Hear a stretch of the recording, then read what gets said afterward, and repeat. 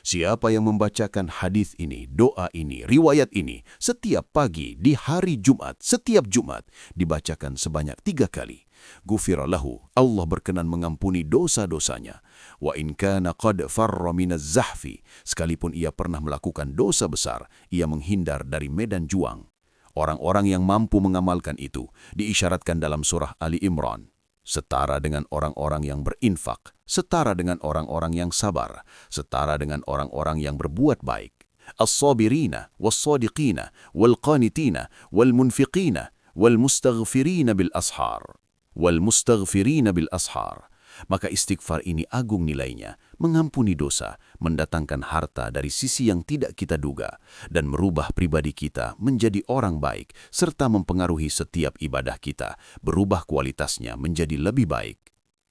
Jika sampai Jumat ini kita merasa masih banyak amal salah yang kita koleksi, sedikit amal soleh yang kita kumpulkan, dan kita berharap rahmat Allah, setidaknya manfaatkanlah Jumat ini untuk berintrospeksi, mengevaluasi diri, setidaknya menggunakan kalimat istighfar yang tadi diajarkan oleh Nabi SAW. Hadirin, terdapat dalam satu riwayat yang disampaikan oleh Imam Al-Hakim An-Naisaburi dalam kitabnya Al-Mustadrak Lis-Sahihaini, kitab hadis yang disusun sesuai dengan persyaratan Al-Imam Al-Bukhari dan Al-Imam Muslim rahimahumullahu ta'ala. Saat keduanya telah meninggal, Al-Imam Al-Hakim An-Naisaburi mengeluarkan persyaratan-persyaratan yang sangat ketat dari Al-Imam Al-Bukhari dan Al-Imam Muslim dalam meriwayatkan hadis keduanya, lalu menggunakan metodologi dari persyaratan itu untuk menghimpun hadis-hadis yang pada umumnya belum diriwayatkan oleh keduanya. Maka di nomor hadis 1908 yang tersambung sanadnya pada sahabat mulia Abdullah bin Mas'ud radhiyallahu taala anhu, didapatkan satu keterangan hadis dari Nabi SAW ketika beliau bersabda, "Man qala dubura kulli salatin astaghfirullahal ladzi la ilaha illa huwal hayyul qayyum wa atubu ilaih, ghufira lahu wa in kana qad farra minaz zahfi." Nabi SAW pernah bersabda, siapa yang mampu berdoa dengan mengucapkan di setiap selesai salat, Astaghfirullahal la ilaha illa huwal hayyul qayyum wa atubu ilaih, saya mohon ampun kepada Allah, Allah satu-satunya Tuhan yang saya pertuhankan, yang selalu hidup, yang selalu menegakkan perhatian dan aturannya. Saya bertaubat kepada Allah atas segala dosa yang pernah saya kerjakan. Maka Nabi memberikan komentar, ghufira lahu, maka Allah berkenan mengampuni dosa-dosanya, walaupun ia pernah melakukan satu dosa besar, seperti melarikan diri dari medan juang. Hadirin, Al-Imam An-Nawawi rahimahullahu ta'ala memasukkan pula hadis ini, riwayat ini, pada bagian zikir beliau, khususnya di pagi hari, kemudian menyambungkan satu riwayat yang menempatkan paginya khusus di hari Jumat, sehingga beliau memasukkan pada zikir pagi di hari Jumat, dan riwayatnya dengan mengatakan, Man qala fi kulli sabihatil jumu'ati, siapa yang membacakan hadis ini, doa ini, riwayat ini, setiap pagi di hari Jumat, setiap Jumat, dengan kalimat yang sama, Astaghfirullahal la ilaha illa huwal hayyul qayyum wa atubu ilaihi thalathan, dibacakan selama 3 kali, dibacakan sebanyak 3 kali, ghufira lahu, Allah berkenan mengampuni dosa-dosanya. Wa in kana qad farra minaz zahaf, sekalipun ia pernah melakukan dosa besar, ia menghindar dari medan juang. Hadirin, ada analisis yang cukup menarik dari kalimat yang diungkapkan ini. Singkat, padat, serius, hasilnya begitu besar.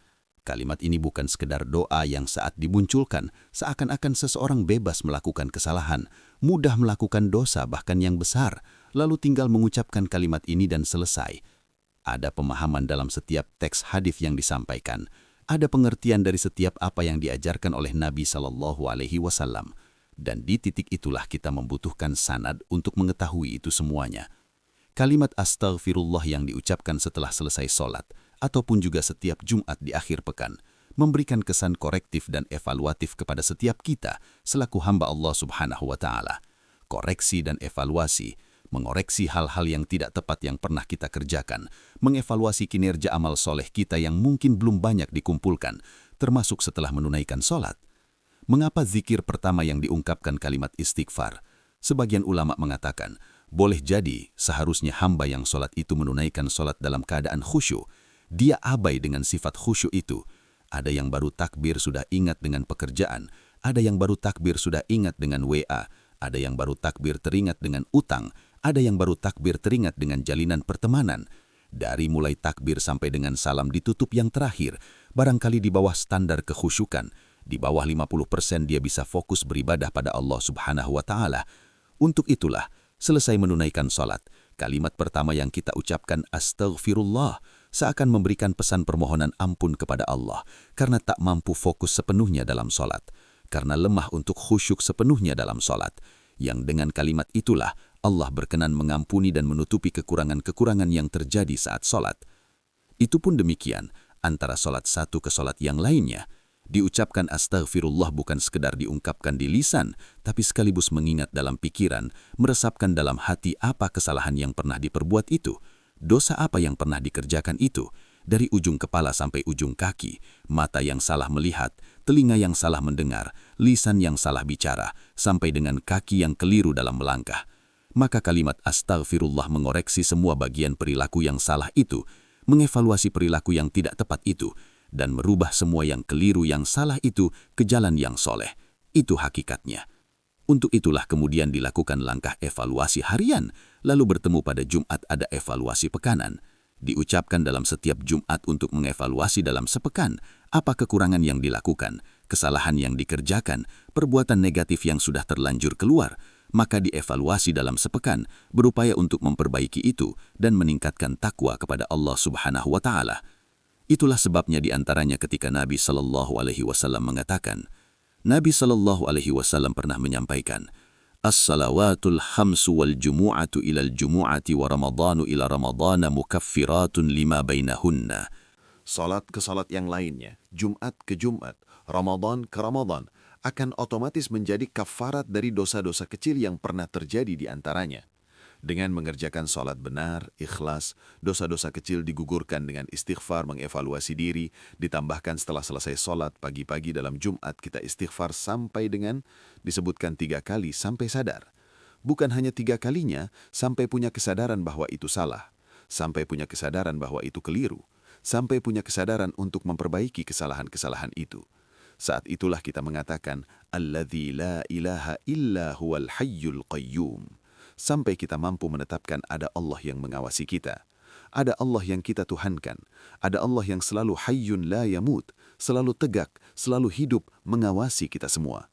Qayyum, tidak pernah abai dan lalai dalam mengawasi kita.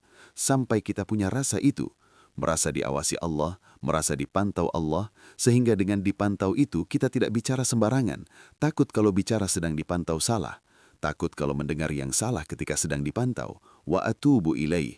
Dan di ujungnya kita kemudian berkomitmen, bertekad bahwa kita ingin berubah jadi orang baik. Kita bertobat pada Allah Subhanahu wa Ta'ala dan berjanji di hadapan Allah tidak akan mengulang itu kembali. Maka siapapun yang mampu melakukan ini, pantas bila Allah ampuni dosanya. Karena dia mengevaluasi dirinya setiap hari, 5 kali dievaluasi. Minimal setiap pekan dia evaluasi, dia berjanji menjadi pribadi yang baik. Dia mengoreksi kesalahannya. Pantas Nabi mengatakan, kalau ada orang yang melakukan itu, bekerja dengan benar dan mempertahankan itu sampai dia wafat, maka Allah Subhanahu wa Ta'ala berkenan menganugerahkan kebaikan-kebaikan dalam hidupnya di dunia, di alam kuburnya terjaga dan dimuliakan saat kembali pada Allah Subhanahu wa Ta'ala dalam kebaikan. Untuk itulah, Al-Quran menampilkan waktu-waktu tertentu untuk berzikir istighfar. Ini ada yang menjelang subuh disebut dengan sahar, jamaknya ashar. Di Al-Quran surah ke-51 di ayat ke-18 Allah menyampaikan, Wabil ashari hum yastaghfirun. Ada orang-orang yang punya zikir khusus, orang-orang calon penghuni taman syurga. Setiap kali akan datang subuh setelah tahajud dia beristighfar kepada Allah Subhanahu wa Ta'ala. Astaghfirullah, astaghfirullah, astaghfirullah.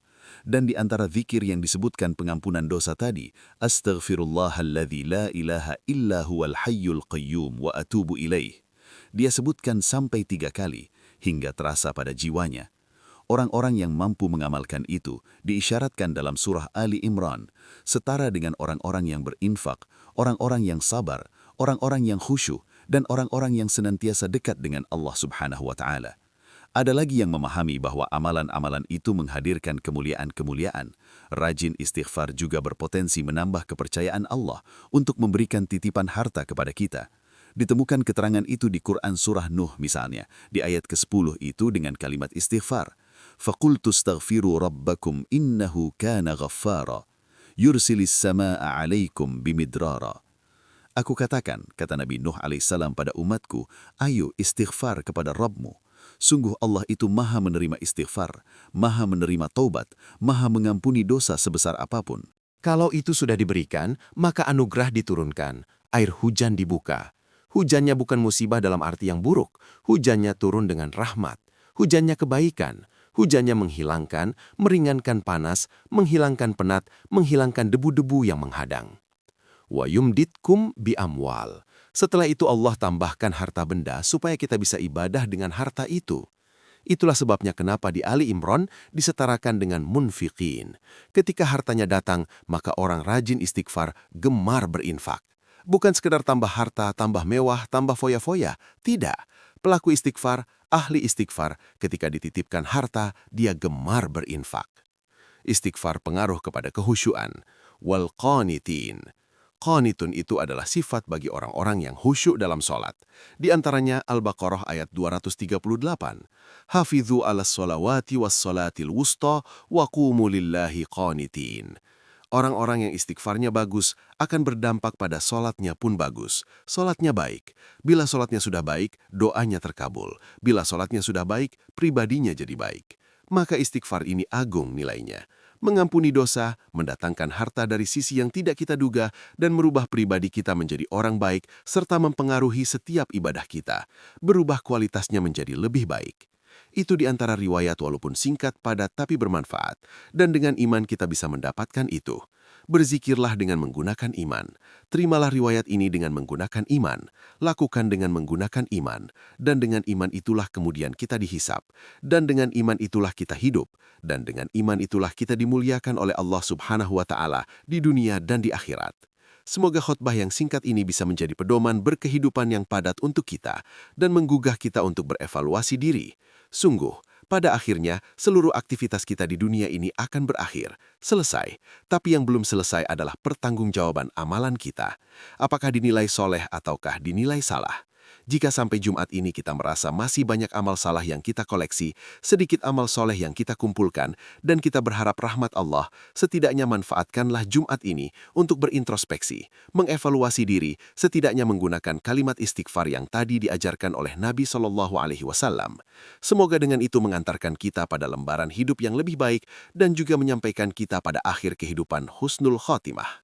Barakallahu li walakum fil Qur'anil azim wa nafa'ani wa iyyakum bima fihi minal ayati wa dzikril hakim wa taqabbala minni wa minkum tilawatahu innahu huwas samiul alim. Ud'ullaha yastajib lana wa lakum jami'an. Alhamdulillah, wassalatu wassalamu ala rasulillah nabiyina wa sayyidina Muhammad ibni Abdillah wa ala alihi wa sahbihi wa dhurriyatihi wa ummatihi wa man walah. Nashhadu an la ilaha illallah wahdahu la sharika lah, lahul mulku wa lahul hamdu yuhyi wa yumit wa huwa ala kulli syai'in qadir wa natubu ilaih. Wa nashhadu anna Muhammadan abduhu wa rasuluh alladhi la nabiyya ba'dah. Ibadallah, usikum wa nafsi bitaqwallah, faqad fazal muttaqun, fala tamutunna illa wa antum muslimun.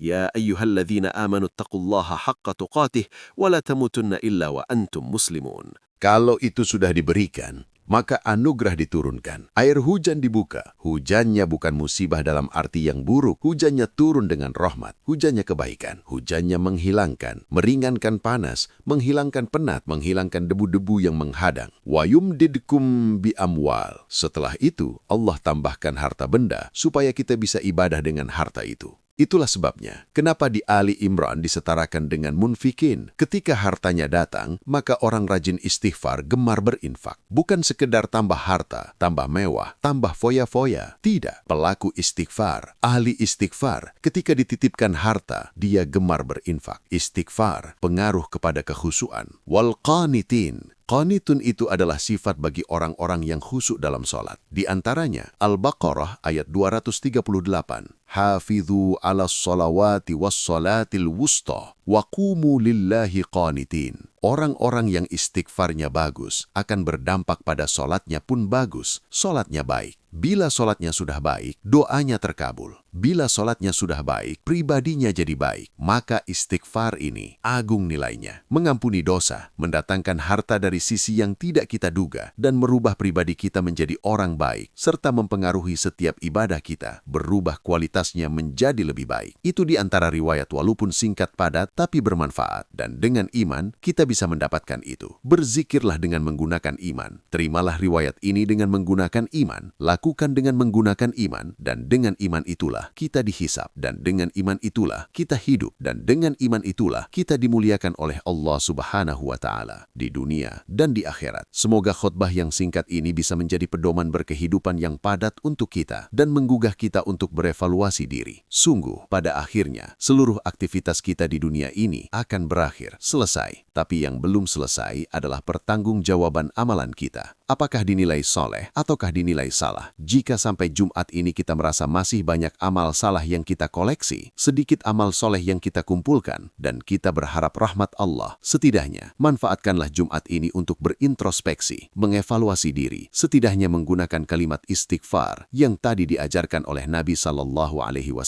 Semoga dengan itu mengantarkan kita pada lembaran hidup yang lebih baik dan juga menyampaikan kita pada akhir kehidupan husnul khatimah. Barakallahu li walakum fil Qur'anil azim wa nafa'ani wa iyyakum bima fihi minal ayati wa dhikril hakim wa taqabbala minni wa minkum tilawatahu innahu huwas sami'ul alim. Qala Allah yastajib lana wa lakum jami'an. Alhamdulillah wassalatu wassalamu ala rasulillah nabiyyina wa sayyidina Muhammad ibn Abdillah wa ala alihi wa sahbihi wa dhurriyyatihi wa ummatihi wa man wala. Nashhadu an la ilaha illallah wahdahu لا شريك له له الملك وله الحمد يحيي ويميت وهو على كل شيء قدير ونتوب إليه ونشهد أن محمدا عبده ورسوله الذي لا نبي بعده. عباد الله أوصيكم ونفسي بتقوى الله فقد فاز المتقون فلا تموتن إلا وأنتم مسلمون. يا أيها الذين آمنوا اتقوا الله حق تقاته ولا تموتن إلا وأنتم مسلمون. واهدي أمراءنا ليهتدوا إليك وليجفوا حسابهم يوم القيامة.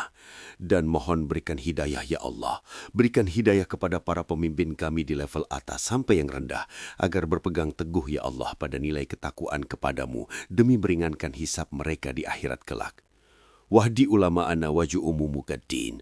Ya Allah, dan jaga para ulama kami dengan kesehatan, keikhlasan, ketakwaan dalam menyampaikan risalah dakwah mereka. Allahumma barik hadihil madrasah akhir mahadi yasirah wa man assasaha wa ahyaha wa man da'amaha ya arhamar rahimin wa ahlisna linanala ridaka ya arhamar rahimin. Ya Allah, berkahi madrasah akhir ini, Mahadi Yasirah, dan seluruh yang mendirikan, seluruh yang menjaga, menghidupkan, dan ikhlaskan kami untuk mendapatkan ridamu ya arhamar rahimin. Allahumma unsur ihwatana fi Filistin, Allahumma ihwatana fi Filistin, waj'al ahya'ahum mujahidina fi sabilika, waktub mautahum syuhada'a ma'ahum, rahmatika ya arhamar rahimin. Ya Allah, anugerahkan pertolongan terbaik-Mu pada saudara-saudari kami di Palestina. Jadikan setiap yang hidup di antara mereka sebagai pejuang ikhlas karena. Jadikan setiap yang wafat syuhada dalam pandangan-Mu, dan sertakan kami bersama mereka dalam rahmat yang telah Engkau tetapkan. Rabbana atina fid dunya hasanah wa fil akhirati hasanah wa qina adzaban nar. Wa sallallahu ala sayyidina Muhammad wa ala alihi wa sahbihi ajma'in. Nastaghfirullahal adzim alladzi la ilaha illa huwal hayyul qayyum wa natubu ilaih. Walhamdulillahi rabbil alamin. Sebelum Ramadan tiba, masih ada satu Jumat yang Allah beri untuk kita. Mungkin inilah waktu terakhir kita memohon ampun, memperbaiki diri, dan mengetuk pintu langit dengan doa. Jangan sia-siakan hari ini. Angkat tanganmu, lembutkan hatimu, dan mintalah kepada Allah dengan penuh harap. Semoga setiap doa yang terucap menjadi sebab turunnya rahmat, diampuni dosa-dosa, dan dipertemukan dengan Ramadan dalam keadaan iman yang lebih kuat. Amin, ya Rabbal Alamin.